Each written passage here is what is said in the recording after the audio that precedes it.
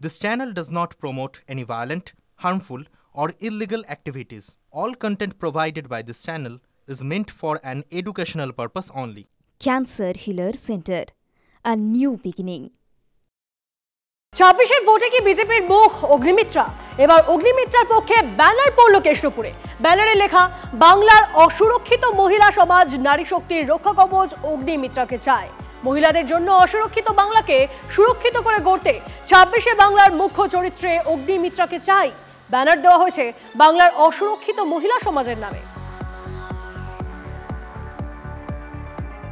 কেষ্টপুরে ঠিক রাস্তার মাঝখানে যে রেলিং রয়েছে সেখানে বাংলার মহিলা অসুরক্ষিত বাংলাকে সুরক্ষিত গড়ে তুলতে 2026-এ বাংলার মুখ্য চরিত্রে বাংলার অসুরক্ষিত মহিলা সমাজ বাংলার নারী শক্তির রক্ষা কবচ অগ্নিমিত্রা পালকে চায়।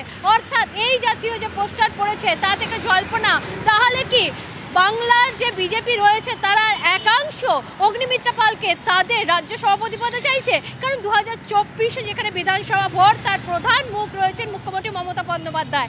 একদিকে মহিলা মুখ মুখ্যমন্ত্রী হিসেবে মমতা বন্দ্যোপাধ্যায়, অন্যদিকে বিজেপিওকে চাইছে তাদের রাজ্য সভাপতি হিসেবে অগ্নিমিত্রা পালকে তুলে ধরে সেখানে ভোটের অঙ্কেও যাতে বাংলার মহিলা হিসেবে অগ্নিমিত্রা পালকে তুলে ধরা যায়, সেই কারণেই কি এই পোস্টার দিয়েছে? সেই জল্পনায় কিন্তু উস্কে দিয়েছে আজকের এই পরপর যে দুটি ব্যানার পড়েছে তার প্রেক্ষিতে। ক্যামেরায় সুদেব রায়ের সাথে দীক্ষা ভূঁইয়া, টিভি9 বাংলা, কেষ্টপুর। আর এই নিয়ে রাজনৈতিক চাপানোতর শুরু হয়েছে। কি বলছেন হুমায়ুন কবির আপনাদের শোনাবো, কি বলছেন অধীর রঞ্জন চৌধুরী, সজল ঘোষ, শুনুন। দিলীপ ঘোষও আবার পুনরায় দুবারের টার্মস কভার করে এসে আবার সভাপতি হতে চায়। তিনি দল ত্যাগ করে যাওয়া শুভেন্দুবাবু, তিনিও চাইছে তার হাতে রাষ্ট্রটা থাকুক। কিন্তু দল এইসব ভেবে চিনতে নতুন মুখ শুনছি, বা জ্যোতির্ময় তার নামও শুনছি, কিন্তু দেখবেন এরা এই নির্বাচনের আগে কোনো নতুন মুখ আনবে না, কাউকে আনবে না। এই যে আছে তাকে দিয়েই দেখবেন চালিয়ে নেবে। আমার মনে হয় না এটা আসলে ওই তৃণমূলের সব যারা ওই আইপ্যাক আছে এদের তৈরি করা কাজ। হ্যাঁ, অগ্নিমিত্রা পালকে মানে একটা আইসোলেট করে দেওয়ার পরিকল্পনা। কিন্তু ভারতীয় জনতা পার্টি অনেক বুদ্ধিধর লোকেদের, শিক্ষিত বুদ্ধিমান ধৈর্যশালী মানুষদের দল, এইসব করে আলটিমেটলি কোনো লাভ হবে। আমরা জানি যার নাম বেশি ওঠে তার নাম কাটার পরিকল্পনাও বেশি হয়। হ্যাঁ, যারা এইসব করছে তারা এই সমস্ত মূর্খামি করছে, আলটিমেটলি কোনো লাভ হবে না। এসব আইপ্যাকের কাজ। পোস্টার যুদ্ধ তো কলকাতায় চলছে। কদিন আগে দেখলাম খোকা বাবু আগে না দিদি আগে একটা পোস্টার যুদ্ধ চললো, এখন চলছে একটা পোস্টার যুদ্ধ। তৃণমূল দলের মধ্যে বিজেপি দলের মধ্যেও এটা যে অন্তর্দ্বন্দ্ব আছে তার একটা বহিঃপ্রকাশ। রাজ্য জুনিয়র ডক্টর ফ্রন্টের নেতাদের পুলিশি হেনস্থার অভিযোগ। আসফাকুল্লাহ নাইয়ার পর অনিকেত মাহাতো, দেবাশিস হালদার, কিঞ্জল নন্দ, অর্ণব মুখোপাধ্যায়ের বাড়িতে পুলিশের সমন।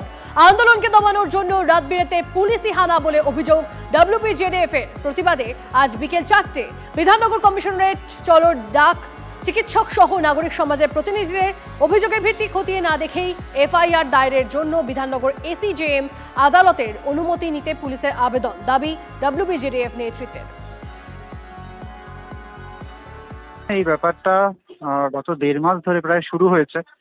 1.5 মাস ধরে বিভিন্ন সময় কোনো একটি অভিযোগের ভিত্তিতে বিভিন্ন সময়, কখনো কলকাতা মেডিকেল কলেজ, কখনো SSKM, কখনো মেদিনীপুর মেডিকেল কলেজ, কখনো RG-কর, এখানকার বিভিন্ন ডাক্তারদের, জুনিয়র ডাক্তারদের বিভিন্ন সময় পুলিশি জিজ্ঞাসাবাদের জন্য ডাকা হয় এবং ডেকে মূলত যে প্রশ্নগুলো করা হয় কি অভিযোগের ভিত্তিতে সেটা আমাদের বারবার জানতে চাওয়া সত্ত্বেও জানানো হয়নি। মূলত ডেকে যে জিজ্ঞাসাবাদটা করা হয় যে তোমরা এই যে ফান্ড তুলেছিলে সেই ফান্ডের টাকা তোমরা কিভাবে তুলেছিলে, কেন তুলেছিলে, কে তোমাদের বুদ্ধি দিয়েছিল এবং এই ফান্ডের টাকা তোমরা এইসব অভয়া ক্লিনিক কেন করেছো, বিভিন্ন ধরনের প্রশ্ন। এমন প্রশ্ন যে প্রশ্নগুলো পুলিশ করতে পারে আমরা বুঝতে পারছি না। এইভাবে হেনস্থা করে যদি ভাবা হয় যে এই যে আন্দোলনকারী বা প্রতিবাদীদের কণ্ঠস্বর রোধ করা যাবে, তাহলে সেটা ভুল ভাবছে। পরে খবরে আসি, কলেজে নির্বাচন নিয়ে কি অবস্থান রাজ্যের, কি পদক্ষেপ নেবে উচ্চশিক্ষা দপ্তর, জানতে চাইল হাইকোর্ট। নির্বাচন না হলে ছাত্রদের মধ্যে ক্ষোভ তৈরি হয়, পর্যবেক্ষণ প্রধান বিচারপতির। রাজ্যের কোনো নির্বাচন বন্ধ হয় না। যত সমস্যা কলেজ নির্বাচনে। 2013 পর নির্বাচন হয়নি, অথচ পুজো ফেস্টে নিয়মিত অর্থ বরাদ্দ হচ্ছে। সওয়াল মামলাকারীদের, কবে নির্বাচন করবেন ঠিক করে জানান, রাজ্যকে বলল হাইকোর্ট। আরও সময় চাইল রাজ্য। বিজ্ঞপ্তি দেওয়া হয়েছে বলে দাবি। নিয়ম অনুযায়ী প্রতি 2 বছর অন্তর কলেজে নির্বাচন করতে হয়। নির্বাচন নিয়ে অবস্থান স্পষ্ট করুন। উচ্চশিক্ষা দপ্তরকে হলফনামা দিয়ে জানাতে বলল হাইকোর্ট। 3 সপ্তাহ পর ফের শুনানি।